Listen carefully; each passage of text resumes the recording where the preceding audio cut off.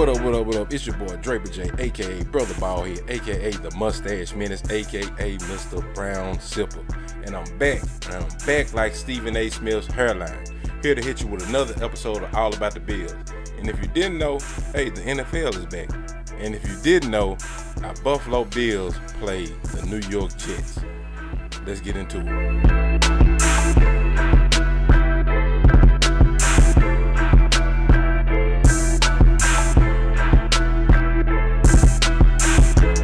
First, I want to start off by, in my earlier show, my very first show, I had season expectations on Coach Sean McDermott. Then I had Josh Allen and Brian Dable.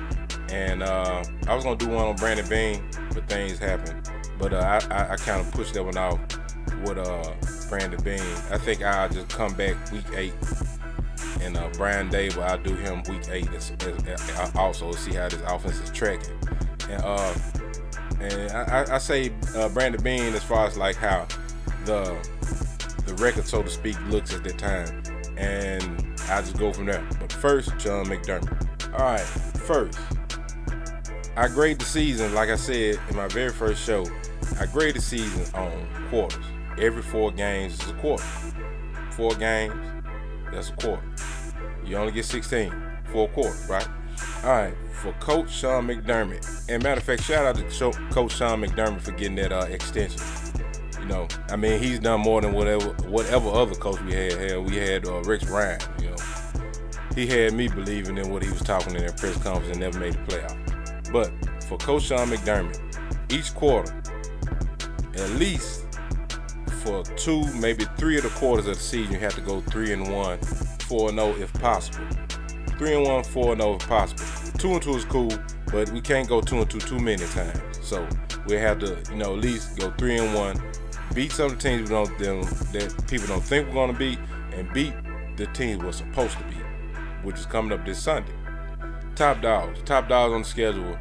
We need to play fair, play well against teams like Kansas City, San Francisco, LA Rams, and Seattle. Now, those teams right there, we at least, I say, need to go 2-2. We can't go 1-3 because at least 3 of those teams will be in the playoffs now on our schedule this year. So if you really want to impose your will, say you're a playoff team, championship caliber team, you have to at least beat 2 of those teams. Be able to show the league, hey, we can play with the best of them, we can get in the playoffs, and we can make a deep run. Fringe teams, I have Pittsburgh, Tennessee, and the Las Vegas Raiders, which I will be going to that game, by the way, if they ever start, selling tickets. But I will be in Vegas on that weekend. But back to the subject at hand. Pittsburgh, Tennessee, Raiders. And I call those teams fringe teams because those are teams that are going to be possibly vying for a playoff spot late into the season along with us if we find ourselves in the same situation that we were last year, when we need to make sure we beat those teams, because a loss to one of those teams may come back and hurt us later. We don't want to look back at a Las Vegas Raiders game way back in October and be in December and go 9-7 and miss the playoffs because of that.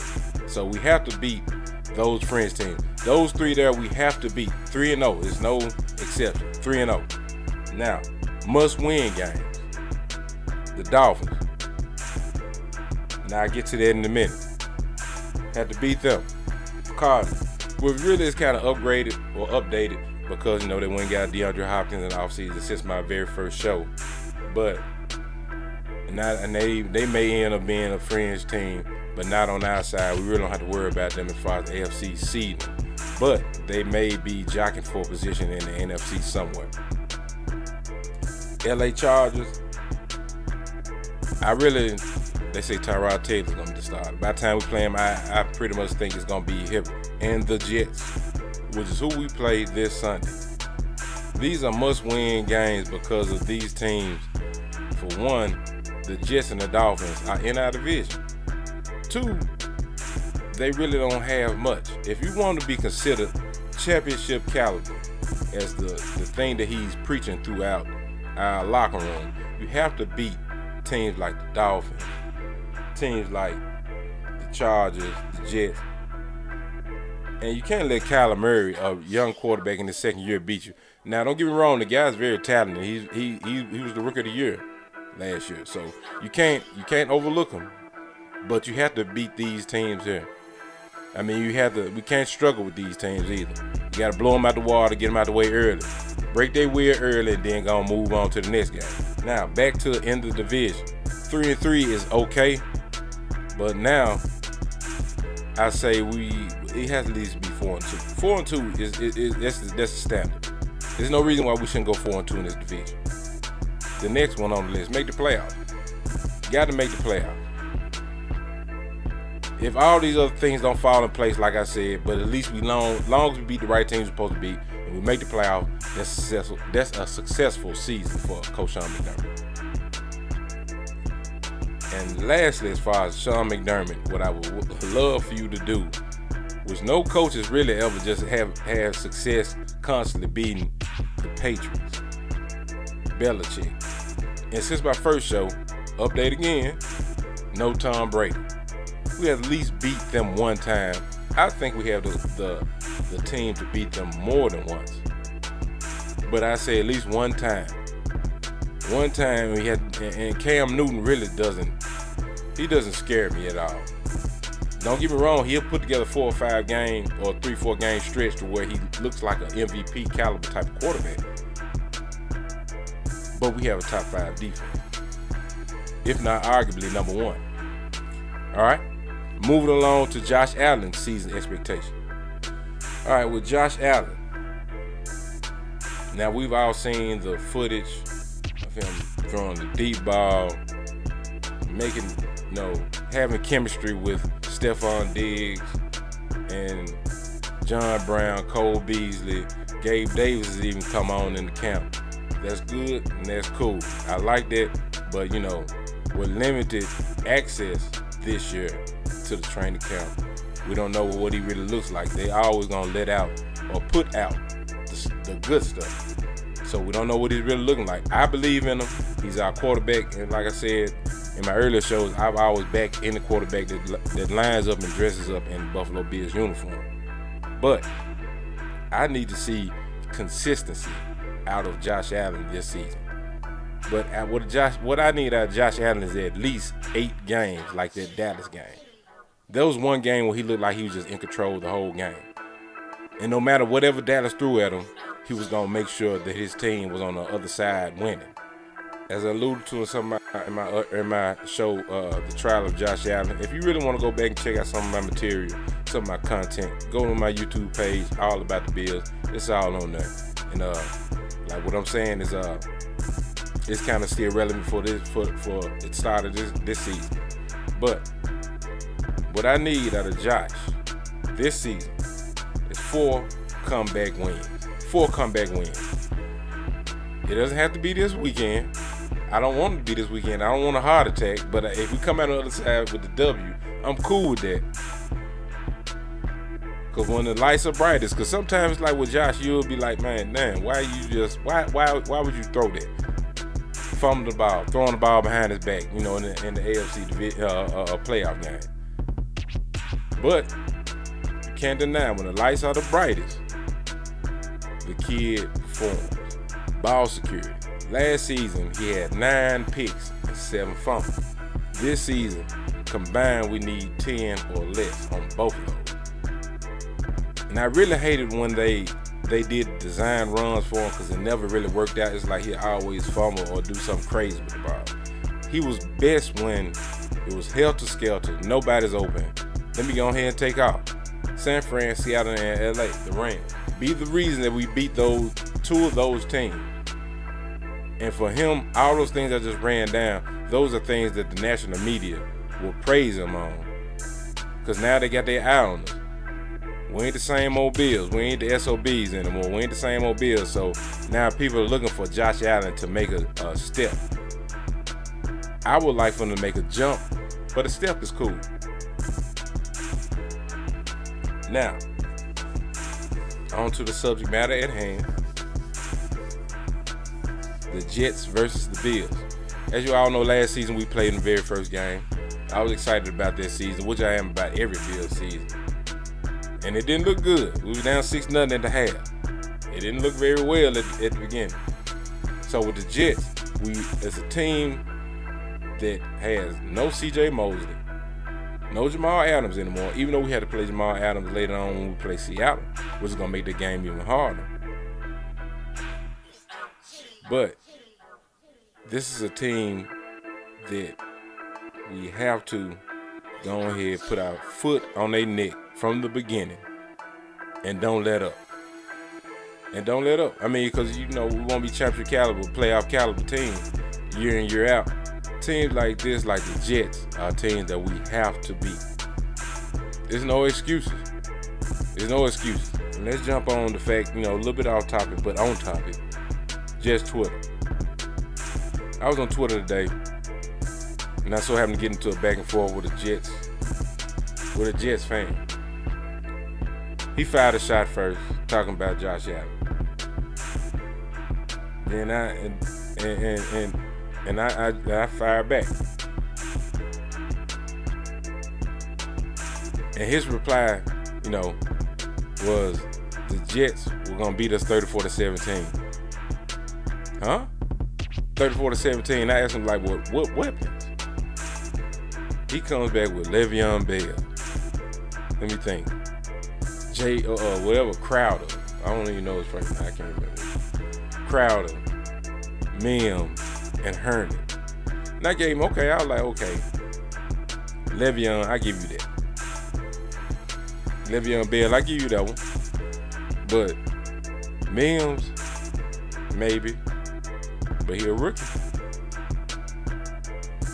But then Jay Crowder and Herndon, come on, man, stop it. I don't see us really even scheming to stop them. They're not even on our radar. I mean, I'm sitting back just thinking dang, was that how we were? Like when we really just didn't have a competent front office? We want, pick the least win the division or be in the playoffs.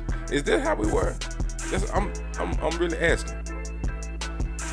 Cause it's like delusions of grandeur. You love your team so much, and then the crazy thing about it, his handle on Twitter is Fire Adam Gates. If you think that everything is so grave and you're gonna beat a team that just went to the playoffs last year, and then beat your team the very first game, snatched it from them, your quarterback didn't look so hot. Then in the last game, he could barely even score against our second team, and we had Isaiah McKenzie at cornerback. He's a receiver playing cornerback, and you could barely score. Your quarterback now, Sam Darnold. Let me move on. Let me leave the Jets alone.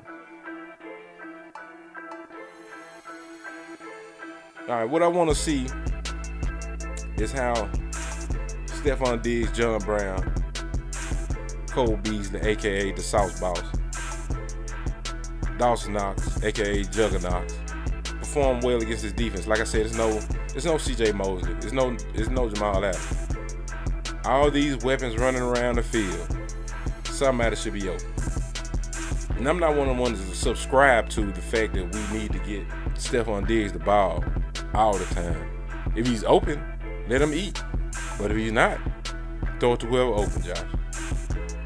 If I could talk directly to Josh, throw it to whoever's open. I don't care, as long as we're moving the ball. And these guys should eat all day long. It shouldn't be no reason why we're not moving the ball constantly. I'm glad CJ Mosley isn't playing though, honestly, because last year he was giving us fits until he got injured. Once he got injured, it was over with. Then that's when the game changed. Because he was in the middle of the field just wreaking havoc. Got him interception, ran one to the house. Now next, Adam Gase versus Sean McDermott. Now Adam Gase is more like how can I put this? Adam Gase is kind of like how Dick Jerome was to us when we hired Jerome. Somebody who had success as a positional coach. But the only thing better about Jerome was he at least did coach the Bears to like a winning season one year. it's like that's how I think that the Jets should look at Dick Geron. How I looked at Dick Geron, like I just be glad when they get rid of you. I hate to say it. I mean, this these people livelihood, and you know this what they make their money off. That's how their family eat. But you know, as a fan, I was looking like, man, I just be glad when you gone, because we really don't look like we're a dominant team. And the Jets should be looking at Adam Gates in that manner. Now, right before I get out of here, I want to get into the keys to the game. Keys to the game. First and foremost, run the ball. Got Motor and Moss back there for a reason. Run the ball. That will eliminate some of the problems turnover-wise that Josh has if we just keep that running game consistent. The running game consistent, Josh will have a solid game. We'll walk away from this one. Next key, convert third down. Convert your third down. No matter how many third downs we get, we should be on the plus side of it. Preferably, I would like for us to never get in third down situations and keep the ball rolling first down, second down. First down, second down. Just like that. But if we get in the third down, third down situation, we should at least convert majority of those.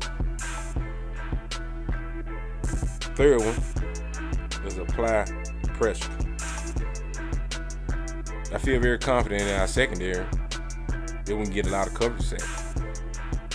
And I feel very confident in our front line that we can just get straight up pressure, coverage sack or whatever. So we should be able to apply pressure and get sacks majority of this game. 3 to 4 sacks will be cool for me, maybe even 5. Next, finally, force turnover. So we're applying that pressure, getting some coverage sacks. You're gonna get a little happy feet. Gonna pull the trigger a little bit too early a few times. We need to get those. And when we get those sacks, we need to get some strip sacks. We need to keep turning that ball back over to the offense. The more opportunity they get, the more chances we can score. It's elementary in football. We all know that. We watch football. It's not like I'm teaching you nothing new. So that is a show. Week 1 preview.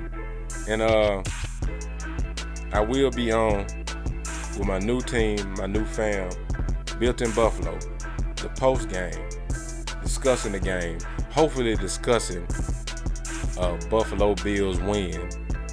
Hopefully that we discussing that on Built in Buffalo, the new fam. Actually, like the background I have right now is gonna change. I'm gonna get a Built in Buffalo background. I'm out of here like last year. Peace.